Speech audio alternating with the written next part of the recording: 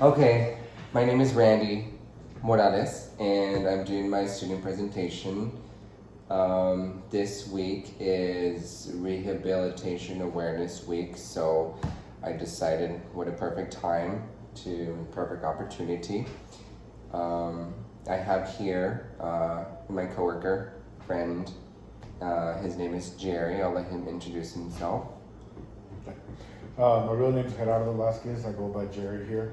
I've been working here at the Rescue Mission for about a month, but I've been here since February of this year. I am a recovering addict. I've been here since 2017. Still haven't left. Okay, so basically what I'm doing, I'm gonna do a slight interview with him, just kind of go over where he's at, where he's come from, how far has he come, what obstacles has he battled, what's worked for him, just kind of get his little backstory, his life story, and how social welfare, and social workers have helped him to get to this point in his life today. So I have a couple of questions, we went over them a little bit yesterday. Okay. Of course, we know your name already. So how did you get here to the rescue mission? Car. No. No, Jokester. Yeah, well, when I was growing up, never used drugs, never smoked, nothing at all. I was what you call just stayed at home and was a good kid, I worked and everything. When I was joined the army, and then I got out, and then again I joined the National Guard.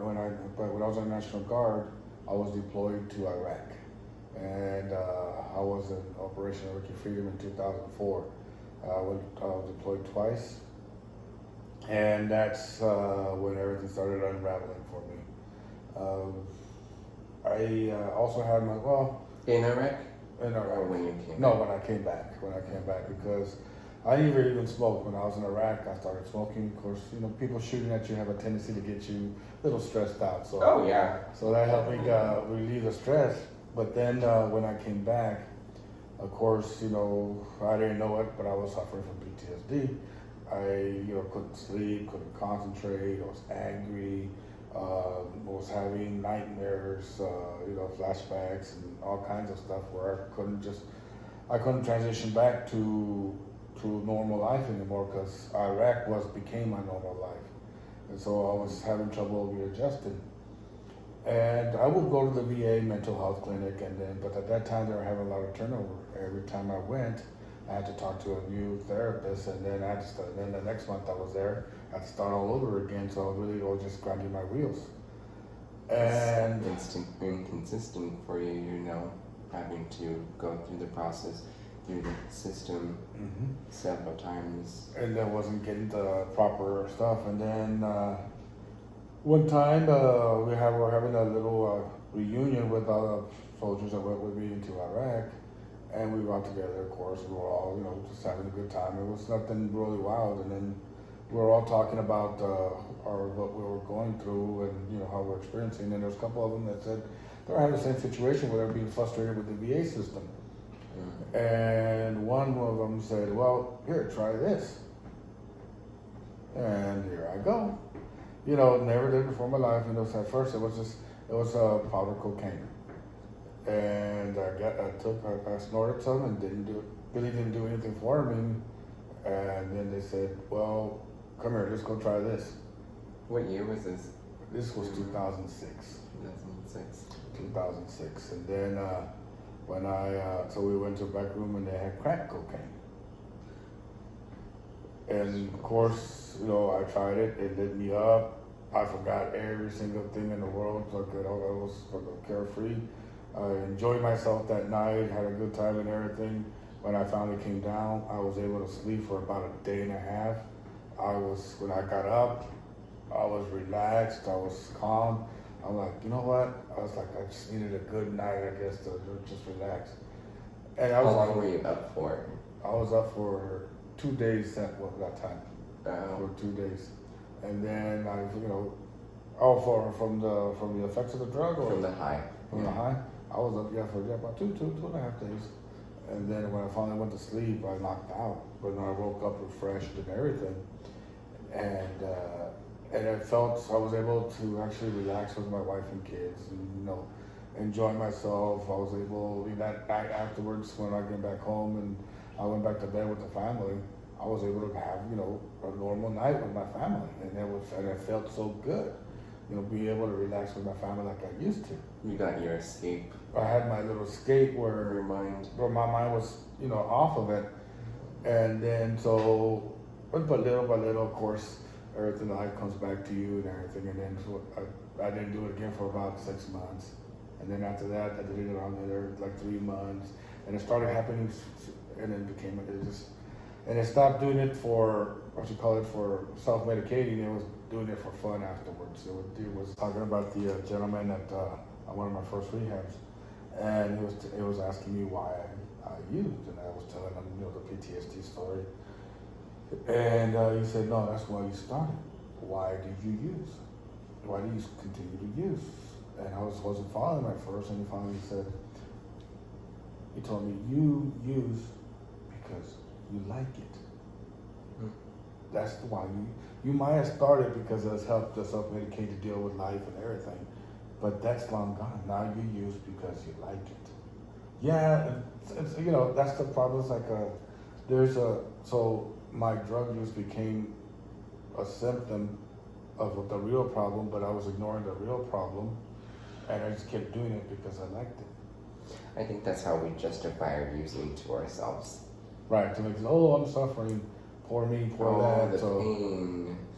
right, but instead of taking care of the problem, we're taking care. We're not taking. We're just having fun with it and just using. Yeah. So, did your using make you become homeless? Yes. Yeah. How long were you homeless for? Rescue mission here. prior to coming to the shelter, how long were you homeless for? Let's see. About before I came, because I've been here at the rescue mission since February. But before then, I would say there were times in between, about altogether about a month. I would go here, go there, but I was able to get a house or stuff. Or for a while, I lived in my truck. But for the most part, this rescue mission, homeless shelter became my home. But most of the time when I was homeless was out when I was staying in my truck.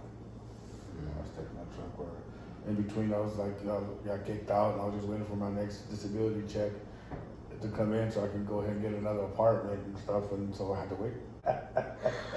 And I know, as I'm sorry to interrupt, it's almost time for you to go to work. But I want you to kind of tell us a little about the relapse prevention program that you went through here, what did it do for you? What did it teach you that's different now that...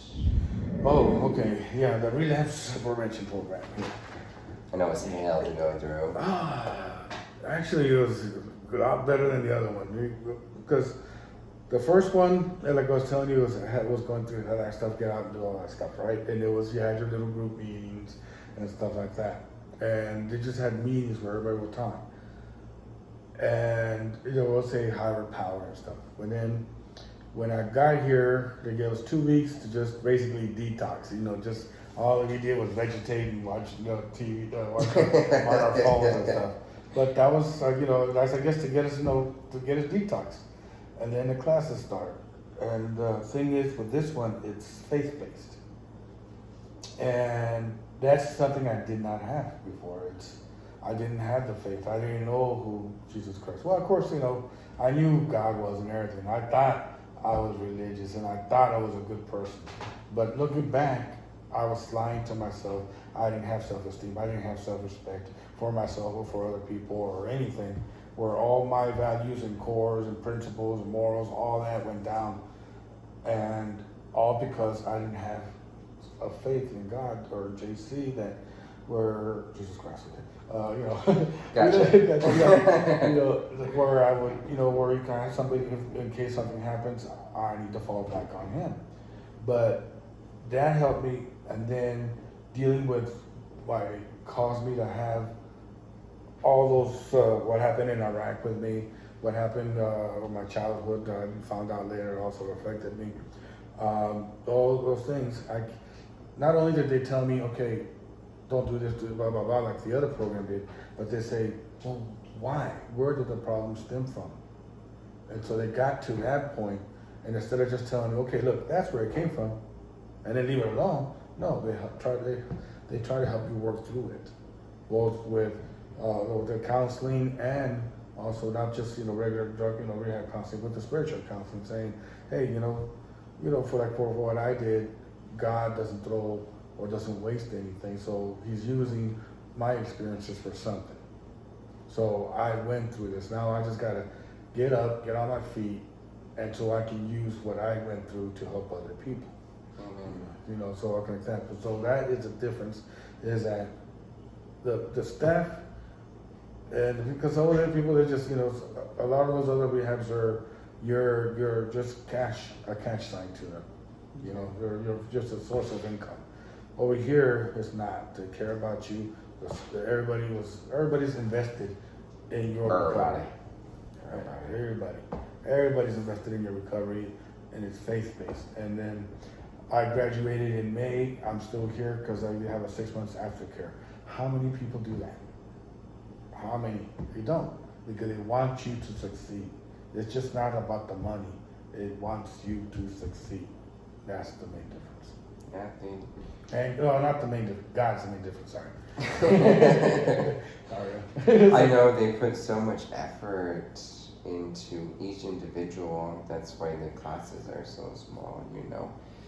And that's when it just is so enriching and refreshing when you come out too, because like you said, they target those problems that stem from like traumas or childhood, whatever that maybe in the back of our head that make us want to use, or we get the urge to use, or we justify using towards right. it. Not only they identify the problem, they help you fix the problem and help you recognize how you are falling back into your pain. So they give you, it's just not, because other places give you part of the toolbox. You know, they give you a little, you know, hey, Harbor Freight toolbox. These over here, they give you a big old Mac core, you know, big old, I mean, you got all kinds of And then some. And then some. And then, you know, there's Darlene, I guess you can tell them later. Darlene, it's like I call her my tank boss. She's like that. Even when I'm not messing up, she still chews me out. So True, Dad. but it's with love. Yeah, It's with we love. help you. We heal. We heal here, and you know that's the start of our Haley, come to Darlene's office, Haley. That's the one, tank boss. tank boss. Yeah, we just heal from the inside out, and I think that's where it begins. We face everything, and you know, with time we heal. That's what I love on this program is the 3 months inpatient, completely free, and 6 month aftercare. You get to live here for free for 6 months with everything provided for you. And you know, you get your counseling from several counselors still. Bobby and There's about 5 of them, roughly, 5, 4. And they help you just get back into life, Right, you know, you know. get going. it's like when a lot of places where you graduate and everything, okay, you just buy, and then they'll see you and they're just like, hey, how you doing? Over here, even because they see you and they'll stop and ask you, and what's going on? How you doing? You know, you okay? Check yourself, what's Yeah, up? yeah. You're like, okay. What? Who told you? So, you know, but the thing is that's the thing here. It's taught me more, and it's opened my eyes to, because when I first came in, they were asking me, "Do you have self-respect?" I said, "Yes." You know, I'm not gonna kill like that and everything. But come to find out, no, I didn't. I said I thought I respected myself. I didn't respect myself or the girls I was with. Cause I was always telling the girls, look, I'm gonna give you this, and this, but you're gonna do this, and this. And you say yes or no, and I thought I'm respecting you because I'm not forcing you. BS. I was still being disrespectful because I was giving her drugs to please her. She was using me for drugs and I was using her for her body. It was not respecting either way. Oh, it's all right. Drugs warp us Yeah, so much. But in my mind, I was like, yeah, I'm a good guy. I'm the good one. I'm a good one. The lies we believe are. Yeah. Sheesh. Mm-hmm. Well, thank you so much, Jerry. I appreciate you. No problem. Just gotta get coffee now. I'll leave you to it. Okay. And this concludes my presentation. And if you guys have any questions like that for me or Jerry, I'll be happy to answer. you could email me. But yes, I hope you guys enjoyed. You have a good day. Bye. Take care of yourselves and everyone else.